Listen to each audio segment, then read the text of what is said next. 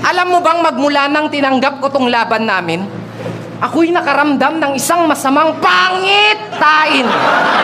Araw-araw, ang pangit ng araw ko kung iisipin. Kasi lahat naman ng naitulong mo sa akin, respeto ang aking ibinalik.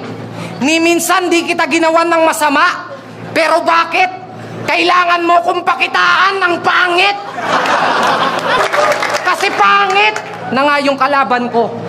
Pangit naman siguro kung puro pangit pa yung setup ko. Ang pangit naman nun, diba? Gusto ko sana kayong bigyan ng magandang laban. Kaso, mukhang pangit ang kalalabasan nito. Pero alam mo kung anong maganda nito? Mamamatay ka ng pangit, tas ang pangit pa ng pagkamatay mo. Sana next battle mo, di ka na makalimot ng linya.